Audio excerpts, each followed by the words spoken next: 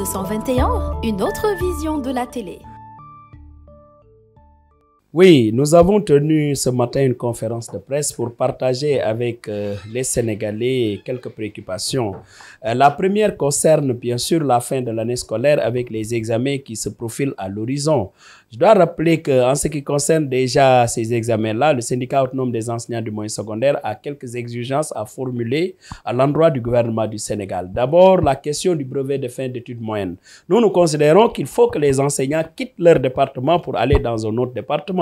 La départementalisation du BFM ne crédibilise pas cet examen parce qu'il y a le risque de faire rencontrer les élèves avec leurs professeurs. C'est la raison pour laquelle nous considérons que, comme de tradition d'ailleurs et comme ça se faisait, il faut que les professeurs quittent leur département pour aller dans un autre département pour plus de crédibilité à l'examen. Le deuxième point qui nous concerne en ce qui concerne ces examens-là, c'est la question des avances pour les déplacements des enseignants. Je crois qu'il faut que le gouvernement prenne toutes les dispositions pour que les enseignants reçoivent à temps les avances pour le baccalauréat afin qu'ils voyagent tranquillement et aller vers ces examens-là. Le troisième élément, c'est la nécessité de sécuriser non seulement les jurys, mais les correcteurs. Parce que, comme vous l'avez constaté encore une fois de plus, ces temps-ci, on a vu qu'il y a eu beaucoup d'agressions en milieu scolaire. Et c'est la raison pour laquelle je considère qu'il faut que le gouvernement prenne toutes les dispositions pour éviter à ce qu'il y ait des agressions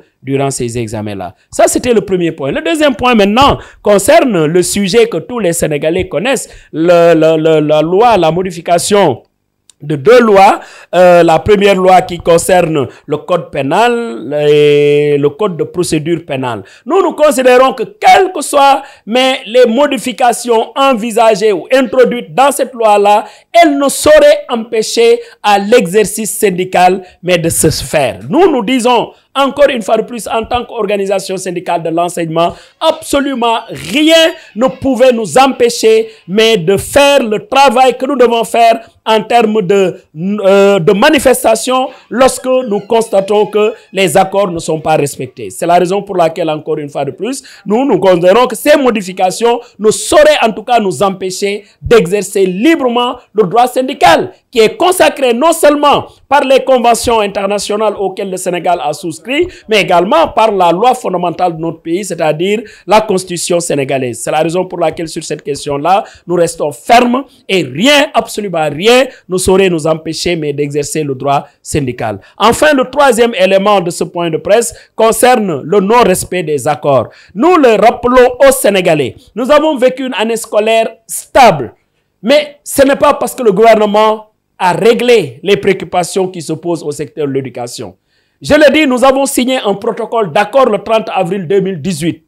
Dans ce protocole d'accord signé, il y a beaucoup de questions qui persistent, notamment la question des lenteurs administratives, la question du système de rémunération des agents de l'État, les passerelles professionnelles avec des quotas infimes, les mises en position des stages, idem, des surimpositions sur les rappels de tous ordres. Donc, toutes ces questions-là, si le gouvernement ne les règle pas durant la période des vacances, bien sûr, nous allons vers une ouverture en octobre pour une année scolaire qui, dès le début, sera perturbée par des grèves. C'est le moment, c'est l'occasion de le dire à haute et intelligible voix pour que les autorités prennent toutes les dispositions en termes de rencontres avec les organisations syndicales du G7 pour éviter que l'année 2021-2022 soit une année perturbée.